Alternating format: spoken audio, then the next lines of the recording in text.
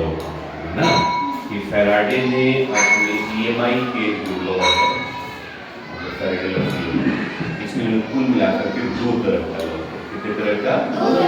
पहला दिया इन्होंने क्वालिटेटिव और दूसरा दिया कौन सा? क्वालिटेटिव वाले में हमने आपको बताया था कि उन्होंने कहा कि whenever there is a relative motion between magnet and coil, induced EMF is produced in the coil। मतलब इन्होंने क्या कहा कि जब तक हम कुंडली और चुंबक के बीच में सापेक्षी गति कराते हैं तब इनके अंदर क्या उत्पन्न होगा? EMF। मतलब कि विद्युत वाहक बल प्रेरित हो और साथ ही साथ आप धारा भी उत्पन्न होगा इसके अंदर।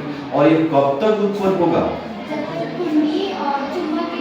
हाँ, जब तक कि कुंडली और चुंबक के बीच में सापेक्षी गति। अब इस बात को इन्होंने कहा गुणात्मक करनी या गुणात्मक नहीं। दूसरे कंसेप्ट उन्होंने बताया कौन सा? क्वांटिटी। तो जब ये बता रहे थे फैराडे कि भैया इन दोनों के बीच में जब मोशन होगा तो इसके अंदर EMF उत्पन्न होगा, तो वहां पर ये बात तय है कि जब हम मोशन कराएंगे तो चुंबक का फ्लक्स भी परिवर्तित होगा, अर्थात मैग्नेट का फ्लक्स जो है वो चेंज होगा टाइम के रिस्पेक्ट में। तो इन्होंने कहा, यहाँ ध्यान देने वाली बात, इन्होंने कहा कि जो उसका EMF और EMF का मैग्नीट्यूड, ध्यान दें इस बात, EMF का मैग्नीट्यूड जो है वह the rate of change of magnetic flux के डायरेक्टली प्रोपोर्शनल है। सीधा सा सवाल है। अर्थात इन्होंने कहा कि विद्युत वाहक बल की जो प्रेरित वाला है उसका जो परिमाण उसमें फ्लक्स में परिवर्तन की दर के समानुपाती है।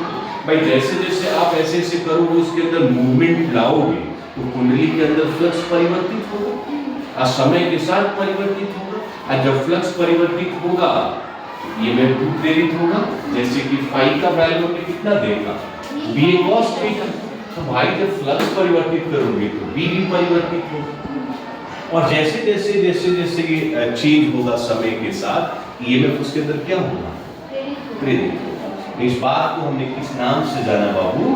Quantitative law. और उसका बेसिक फार्मूला हमने निकाला इतना इज इक्वल टू इतना। ये वाला जो टर्म आप देख रहे हो d∅/dt, ये आपके बिहार बोर्ड का सबसे चहेता क्वेश्चन है। MCQ में कई बार स्टेटमेंट के भी क्वेश्चंस आ जाते हैं और इसके साथ साथ इसमें MCQ में डायरेक्ट फार्मूला भी होता है। अच्छा, जब हम बात कॉइल की बात कर रहे हैं, किसकी बात कर रहे हैं? कॉइल की, मतलब कि कुंडली की बात कर रहे हैं। क्लियर? तो जब हम कॉइल की बात कर रहे हैं तो इसमें तो नंबर ऑफ टर्न्स भी हो सकता है।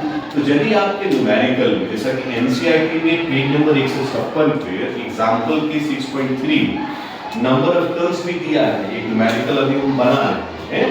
तो नंबर ऑफ टर्न्स यदि गिवन हो, नंबर ऑफ टर्न्स गिवन हो, वही E का जो फार्मूला है N d∅ में क्या हो जाएगा? dt हो जाएगा, जहां N क्या हो जाएगा? हमारा टोटल नंबर ऑफ टर्न्स होगा। क्या होगा? तो अभी बेसिक फार्मूला हमारा ये हो जाएगा। इसी मैग्नीट्यूड वाले टर्म को हटा दें तो एक दूसरे साइंटिस्ट है जिनका नाम था लेंज, और उन्होंने नेगेटिव का साइन वहां लगाया। किसका साइन लगाया? हम अगले इसके बाद वाले टॉपिक में डिटेल एक्सप्लेनेशन इसका देखेंगे कि माइंड नेगेटिव लगाया तो कारण क्या था, समझना है। तो E का वैल्यू हमारे पास N/dt आ गया, और जैसे ही EMF इंड्यूस्ड हुआ तो वहीं पे करंट भी इंड्यूस्ड होगा। और जैसा कि ओम के लॉ से आपने पढ़ा I = V/R, तो यहाँ V की जगह पर क्या पढ़िएगा? E पढ़ेंगे। तो फिर I का फॉर्मूला कितना होगा? E/में। तो फिर E हमने तो ऑलरेडी निकाला है ना, वैल्यू रखिए कंप्लीट। तो इसका मतलब कि फैराडे के दोनों लॉ हमने क्लियर किए और इस पर NCERT ने दो क्वेश्चंस दिया। पहला क्वेश्चन दिया पेज नंबर 156 पे 6.3 कि भाई एक हमारे पास एक वृत्ताकार कुंडली है, उसमें एंगल इतना है, रेडियस इतना है, उसका रेजिस्टेंस इतना है, मतलब टोटल डाटा वाला वैल्यू दे रखा। उसने दिया और बोला कि इसमें आप क्या निकाले? E भी निकाले और I भी निकाले। तो ध्यान देने वाली बात है कि दो बार एंगल दे रखा है, इट मींस उसने अपना अलाइनमेंट चेंज कर दिया, रख रखाव चेंज कर दिया। तो हमने आपको बताया था स्टार्टिंग में इस चैप्टर में कि भाई EMF उत्पन्न होने के कई सारे शर्त थे। उसका पोजीशन, उसका स्ट्रेंथ, उसका अलाइनमेंट, ये सब जब तक चेंज होगा, जब जब चेंज होगा तो हमारा फ्लक्स वहां उत्पन्न होगा और जिसके जरिए हम ईएमएफ को भी क्या करेंगे, उत्पन्न करेंगे।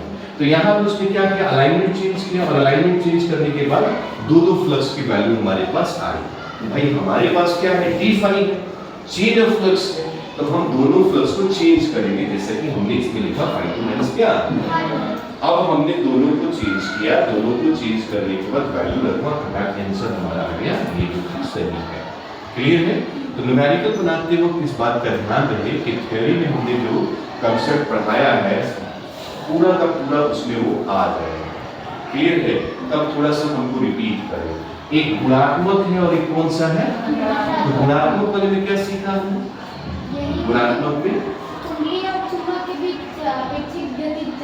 ठीक है उत्पन्न होगा, उसको क्या कहेंगे, और इस वाले में क्या बोला उन्होंने,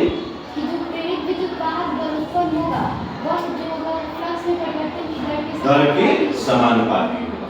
अच्छा, जब इसमें हम नेगेटिव साइन लगा दें, इसके अंदर नेगेटिव साइन लगा दें तो फिर कौन से लॉ में आ जाए, किसका लॉ हो जाएगा, लेंस का। ये हम अगली बार देखेंगे। क्लियर है?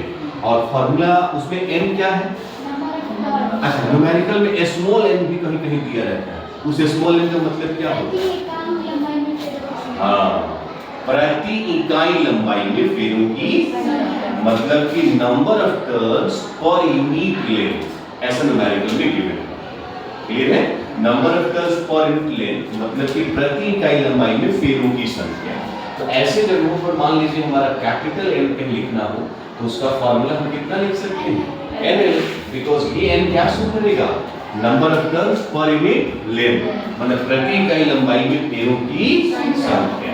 क्लियर है? इस तरह का कर्व आए तो हम बना सकते हैं। तो 6.3 हमने बनाया और 6.2 क्या करिएगा, आप बना सकते। टू द पॉइंट है, वैल्यू रखिएगा, डाटा रखिए, आंसर। क्लियर? इसको लिखिए।